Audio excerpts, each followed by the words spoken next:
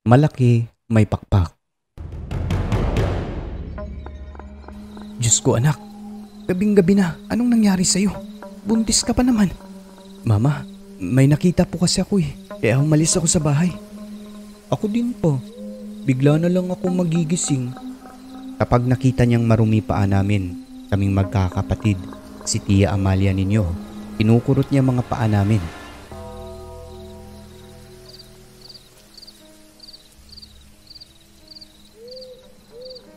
Hi po admin. I'm an avid listener. Favorite tambayan ko ang channel ninyo. Just call me Angie.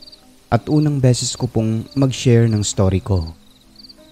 Hindi man nakakatakot ito sa iba pero kung kayo siguro sa sitwasyon ko noon, maaaring magka-trauma din kayo gaya na lang ng nangyari sa akin. Sabi nila, matakot tayo sa tao kesa sa aswang o mga multo kasi ang tao tunay na makakapanakit. Ang aswang at kung ano-ano pang kababalaghan, wala umanong katotohanan. Pero sa nangyari sa akin, nagbago ang aking paniniwala tungkol sa mga kababalaghan. Maniniwala kaya kayo kung sasabihin ko sa inyong nakakita ako ng taong may pakpak? Maniniwala kaya kayo? This was my creepiest experience ever. Way back 1998, nagsama na kami ng aking kasintahan o nag-live-in dahil wala pang pangkasal. Nag-iipon din kasi kami ng pera noon para sa kasal. Buntis na ako that time. Tahimik ang lugar dahil magubat pa ang palibot. Puro punong kahoy pa that time, mga niyog at mga bahagi na wala pang nakatira. May kapitbahay kami pero hindi ganun kalapit. Malalawa kasi ang lupa ng mga taong nakatira doon. Ang bahay ng aking binan, sa unahan lang matatanaw mula sa amin. Isang compound lang kami pero sa pinakadulo nakatayo ang bahay namin. Likod po na parte ng compound. Madilim kasi wala kaming ilaw sa labas pero may isang kapitbahay kami doon sa kabilang compound na matatanaw lang din mula sa bahay namin. Yung compound kasi that time Sir Alex ay barbed wire lang yung bakod kaya matatanaw mo talaga ang palibot. Gabi ang trabaho ng aking mister. Baliktad tulog niya, umaga na dahil sa nature ng work. Nasanay na lang ako katagalan na mag-isang maiiwan sa bahay namin lagi. So, ayun na nga. Isang gabi, maagang umalis ang aking asawa pagkatapos naming kumain. Nag-impake na kagad siya kasi magkikita pa umano sila ng kanyang kasama. Pagkaalis niya, sinarado ko na ang pintuan at nanonood muna ng TV. Naghihintay na dalawin ng antok. So noong matutulog na ako, pinatay ko na ang TV at pumasok sa kwarto. Ako yung taong hindi makatulog kapag may liwanag so pinatay ko ang ilaw sa kwarto. Wala pang 5 minutes na nakapikit. May narinig akong pagaspas ng pakpak na parang malaki kasi yung hangin nito humampas sa dingding ng kwarto namin. Sawali lang po yung dingding kaya maririnig at mararamdaman ko talaga. Una ay binaliwala ko na lang at pumikit na lamang ulit ako. Ngunit makaraan pa ang ilang minuto, napaupo ako kasi may biglang tumakbo sa likod ng bahay namin. Tapos, sinundan iyon ng pagaspas ng pakpak. This time, hindi na ako mapakali kasi iba na ang kutob ko. Natatakot na ako, kinakabahan pero pinipilit ko lang ang aking sarili na kumalma. Dala ng pagtataka, sumilip ako ngayon sa maliit na butas ng dingding. Wala naman akong makita dahil sobrang dilim sa labas. May buwan naman ngunit hindi sapat ang liwanag nito para makita ang kung sinong nasa labas na tumakbo. At habang sumisilip, tinitignan ko yung mga puno sa paligid. Kahit papaano, nakikita ko naman ang mga puno. Hanggang sa bigla na lang may dumaan sa harap ko na patakbo rin. Kulay itim. At para po itong anino lang, basta malaki siya. Hindi ko na maipaliwanag nararamdaman ko noon. Basta parang may naguudyok sa akin na umalis na sa bahay. Ang ginawa ko, paulit-ulit akong nagdasal ng ama namin tapos kinuha ko yung itak ng mister ko na iniingat-ingatan niya. Pangdepensa daw yun sa loob ng bahay, just in case, kaya tinatago lang niya ito sa ilalim ng kama. Kinuha ko ito at tinanggal sa sakluban tapos dali-daling nagbihis ng kulay itim na damit. Grabe, halos hindi ko masuot ang damit ko ng maayos noon dahil nanginginig talaga ang katawan ko sa sobrang takot. Hindi ko alam kung bakit sinilip ko pa ulit ang butas ng dingding. Dito, may nakita akong figura ng tao na parang may pakpak. Nakatayo lang siya sa may puno tapos biglang tumakbo sa nyugan. Kahit takot na hindi na maintindihan ng nararamdaman, pinilit ko na lang talagang lumaban. Lumabas ako ng bahay, Sir Alex, at sa likod dumaan. Lakad takbo ang ginawa ko. Maingat at hindi ako tumakbo ng matulin kasi nga natatakot akong makunan. Nakatutok ang dulo ng aking itak sa likod para kung sakaling may lalapit ay matutusok siya. Wala na akong lingon-lingon noon, diretsyo na sa bahay ng aking biyanan. Pagdating doon ay katok pa ako ng katok. Kung hindi pa nagtawag, hindi pa nila mapagbubuksan kasi akala nila aswang ang kumakatok. Paano ba naman kasi sabi ng aking biyanang lalaki, may nakita umano siyang taong nakaitim na parang may pakpak na nakatiklop sa likod nito. Kita nilang dalawa, tumakbo rin ng mabilis papunta sa makahoy na bahagi sa likod ng bahay nila. Iyon din po yung nakita ko pagkukwento ko sa kanila, kaya nagulat talaga kami. So nung marinig nila ang boses ko, agad nilang binuksan ang pinto, dali-dali nila akong pinapasok. Pagkatapos ay sinarado ang pintuan. Diyos ko anak, gabing-gabi na, anong nangyari sa'yo? Buntis ka pa naman. Mama, may nakita po kasi ako kaya umalis ako sa bahay. Jesus Mariosep. Inexplain ko sa kanila ang buong pangyayari na ayon nga. Una ay may naririnig akong pagaspas ng pakpak sa bahay. Pagkatapos ay tumakbo ng mabilis. Hindi ka na lang sana lumabas anak. Pero tay, nakita ko po kasi ang figura niya. Tao siya na malaki, maitim, tapos may pakpak sa likod. Natakot talaga kami sir kasi yun din pala ang nakita ng mga biyanan ko. Mabuti na lang daw, hindi ako napaano kasi madilim sa labas namin. Ang tapang ko daw na alam ng buntis at oras ng gabi ay lumabas pa rin. Sabi ko na lang sa kanila, meron naman akong itak. At kung ano man, sisigaw ako para marinig nila. Pero habang kinukwento ko yun, halos mapaiyak na ako sa takot at namumutla kaya pinainom nila ako ng tubig. Hindi kami nakatulog ng maayos ng gabi na yon. Parang manok lang, maya-maya nagigising kasi natatakot kami na baka babalik yung malaking itim na taong may pakpak. Na baka katukin kami doon o kaya'y pasukin. Pero ang pinaka nakakatakot sa gabi na yun, Sir Alex, ay nung magkwento ang kapitbahay namin. Ayon sa kanila, 2:00 pasado ng madaling araw ay lumabas siya dahil nangihi. Nakita niya raw na gumagalaw yung pintuan ng bahay namin. Pero akala niya, lumabas lang ako kasi nga madaling araw na ng mga oras na yon. At nung patapos na siyang mangihi, ilang sandali lang, nakita niya ang taong malaki na maitim na nakita namin na parang may pakpak sa likod na lumabas mula sa loob ng bahay namin tapos tumakbo ng sobrang tulin. na sa isang kurap, ayon sa kwento niya, naglaho ito sa kanyang paningin.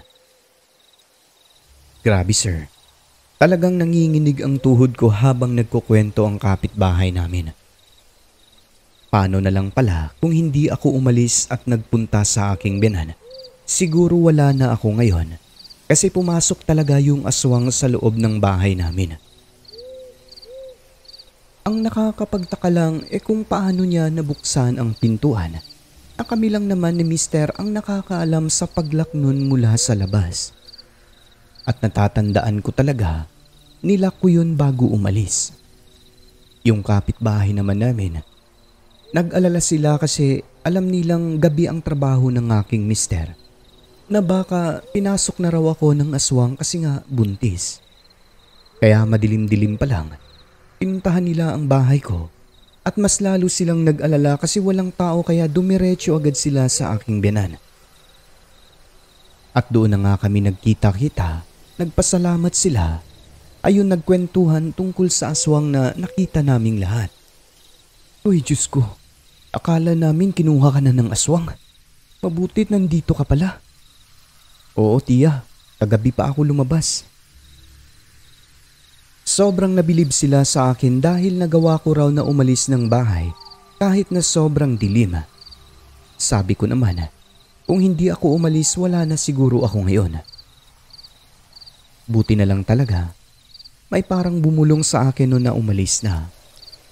Pati mister ko pagdating nito, gulat sa nangyari. Aswang talaga nakita namin kasi nga nagdadalang tao ako noon. Pero ang tanong doon, kung ako lang ang pakay, bakit kinatok pati sila nanay? Ibig sabihin, puntirya din sila ng aswang, di ba? Yung biyanan kong babae prior sa pangyayari na yon, ayon sa kanya, na naginip daw siya ng lalaking maitim na naninilip daw sa bintana ng bahay ko, hindi sa bahay nila. Yun pala, ay isa ng masamang pangitain. Hanggang ngayon admin, palaisipan pa rin talaga sa amin ang pangyayari na yon. Dahil doon, nagkaroon po ako ng trauma. Ayoko na sa bahay namin noon matulog, magpaiwang mag-isa. Kaya doon kami natutulog sa bahay nila biyanan hanggang sa makapanganak ako. At magmula noon, lagi na kaming nagdadasal tuwing gabi bago matulog. Tapos sa palibot ng bahay, nilagyan ng mga ilaw at nakailaw na magdamag. Ang ipinagpapasalamat ko lang kay Jesus, hindi niya kami pinabayaan, walang nasaktan sa aming lahat.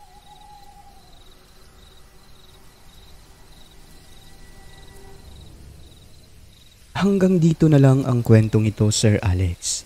Salamat sa pagbabasa ng karanasan ko. Ingat po tayo at huwag kalimutang magdasal lagi.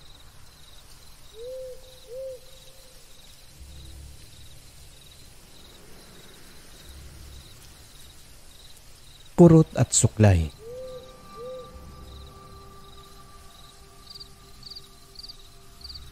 Hi po Sir Alex, bago lang po akong taga-subaybay ng mga kwentong kababalaghan sa channel ninyo. I-share ko lang ang katatakutan na akin mismong naranasan. Ako nga pala si Paul. Noong iniwan kami ng aking nanay, si tatay na ang bumubuhay sa amin ni Edgar, kapatid ko. Umuwi kami sa probinsya nila. Doon na kami pag-aaralin ni tatay sa elementarya at doon kami tumira sa dating bahay nila na sobrang luma na. Panahon pa yon ng lola namin. Ang nakatira doon ay ang kapatid ni tatay na si Tita Amalia na matanda na rin nung time na yon. Nag-iisa lang siya kasi hindi nakapag-asawa. Kaya masaya siya at natuwa nang malamang doon na kami itira. 10 taong gulang lamang ako noon habang ang kapatid ko ay 8. Dahil mga bata, walang nanay na nag-aaruga. Madalas natutulog kaming madumi ang paa dahil na rin sa kakalaro. Nagmana kami kay tatay kasi ganun daw siya noong kabataan. At nadala na rin namin ng kapatid ko kasi sa dati naming tinitirhan, magmula nang sumama si inay sa ibang lalaki, kami-kami na lang ni Edgar ang naglilinis sa aming katawan noon. Katagalan ay ayun nga napabayaan na. Natutulog kaming madungis, lalo na kapag wala si Papa. Sa bahay nila tatay, kapag mahimbing na ang aking tulog ay bigla-bigla na lamang po akong magigising sa gulat sa kadahilan ng nararamdaman kong parang may kumukurot sa aking paa. Tapos, may naaaninag akong mukha ni Tia Amalia o parang kamukha niya na nakatayo sa paanan namin. Kung minsan naman, parang may sumusuklay sa buhok ko gamit ang mga daliri ng kamay. At doon ko naman maaaninag yung parang babaeng nakaputi sa may uluhan. Noong una po sir ay hindi ko ito pinapansin. Baka namalikmata lang. Pero dahil napapadalas na nangyayari ay hindi ko na maiwasang magtaka. Lalo pat sa kabilang kwarto naman si Tia Amalia. At isa pa, hindi ugali ni tatay na magpurot ng paa. At sino namang kukurot at susuklay sa akin, gayong tulog na tulog naman silang lahat kasi nangyayari po ito tuwing 12:00 ng gabi. At saka kaming dalawa lang naman ng kapatid ko ang magkatabi sa kama. Minsan, iniisip ko na lang na baka nananaginip lang ako pero batid ko po na iba ang pakiramdam ng panaginip sa totoong kinurot ang paa at sinuklay ang buhok gamit ang mga daliri ng kamay. Noong nagtataka na talaga ako dahil madalas kong maranasan ay isang umaga, pagkagising ko tinanong ko ang aking tatay dahil baka siya nga. Pa, ikaw ba kumukurot sa paa ko hating gabi? Tas parang sinusuklay buhok ko. Tanong ko sa kanya. Ako din po. Bigla na lang ako magigising kasi may kumukurot sa paa ko. Sabat naman ng kapatid kong 8 anyos. Nagulat ako kasi pati pala kapatid ko. Bigla namang natigilan si tatay at tinignan ako ng matagal. Tapos tinignan niya rin ang mga paa namin ni Edgar na madumi. Hindi ba kayo naglilinis ng paa? Tanong niya sa amin. Nakakalimutan po papa eh. Sagot ko naman. Sumeryoso ang mukha ni tatay. Sabi niya, bago kayo matulog, maghugas muna kayo sa banyo. Paa at mukha niyo hugasan niyo. Dapat malinis yan bago kayo matulog. Sagot niya sa amin. Magmula noon, lagi niyang sinusuri mga paa namin ni Edgar kung malinis na ba bago matulog. Lagi niyang pinapaalala na huwag kalimutan ang simpleng bagay na yon.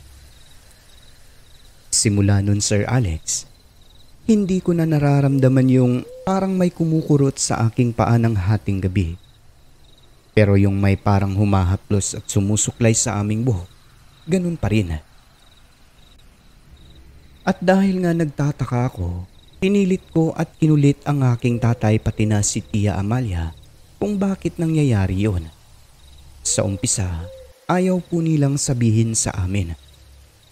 Pero dahil nga makulit kami ni Edgar ay napilitan din silang sabihin kung ano yon. Huwag kayong matakot, baka si nanay lang. Pinapaalalahanan lang kayo. Sabay ngiti ni Papa at Tia. Si nanay ay si lola namin na matagal na pong namayapa. Natatandaan ko maliit pa lang ako nang sumakabilang buhay sila.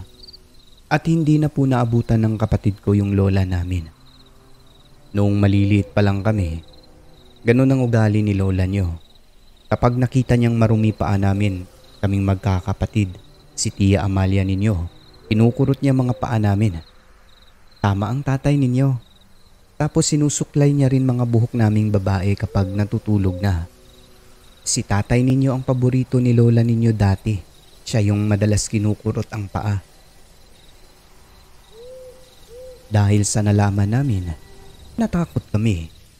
Kaya pala hindi natutulog mga pinsan ko sa bahay nila lola ay dahil ganun din pala nararanasan nila roon kapag marumi ang paa. Matapos noon, araw ng linggo, dumalaw kaming lahat sa puntod ni Lola at nagsindi ng kandila tapos nagalay ng dasal. Kinausap ni Papa, sabi niya, wag na daw kaming hawakan dahil natatakot na. Magpahinga na raw si Lola ng tuluyan. Dumiretso na sa langit dahil okay lang kaming lahat. Magmula noon, hindi na namin nararamdaman ang haplos at purot ni Lola. Pero naglilinis pa rin kami ng mga paa ni Edgar bago matulog. Kasi yun ang bili ni Papa para hindi na talaga paramdaman ni Lola.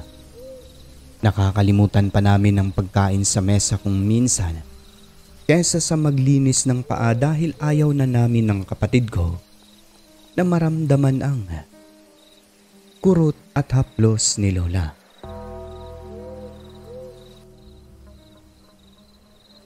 Hanggang dito na lang po ang kwentong ito. Maraming salamat po sa inyo. Hanggang sa muli, ingat po kayo lagi. At ngayon ay madako naman po tayo sa ating membership shoutouts mga igan. Binabati ko unang-una si Jaber Amindato, 3 months member. Nag-rejoin, thank you po sir. Kay Susana Dorn, 7 months member na. Kay Story Hikes of Totski, 36 months. Kay Jonizel Alviola, 27 months member. Kay Cheng's Channel, 16 months. Kay Samantha Cruz na 7 months member na. Kay Luis Elmido, 26 months member. Kay Rancid Horror Stories na 7 months. Jeffrey Bunyad, 26. Kay Rose Kim na 18 months member na. Kay Mike, 33 months. Kay Rosary Jayarante na 9 months. And last but not the least, kay Jim Semilia, 31 months member na. Maraming salamat po sa inyong lahat mga kaibigan. Mula noon hanggang ngayon, nandyan pa rin po kayo. Nakasuporta po sa ating munting channel. Inuulit ko po, taos puso po ang inyong lingkod na nagpapasalamat sa inyong kabutihan. Advance Merry Christmas sa inyong lahat. At sa lahat ng mga silent listener ay welcome po kayo sa channel natin. Pumasok na po kayo at i-hit ang subscribe button. Siyempre, huwag niyo kong kalimutan ang notification bell upang updated kayo sa mga bagot nakakasabik nating mga kwento. Muli po mga kaibigan, maraming salamat po sa mga suporta nyo. Huwag kalimutang tumawag sa taas. I love you.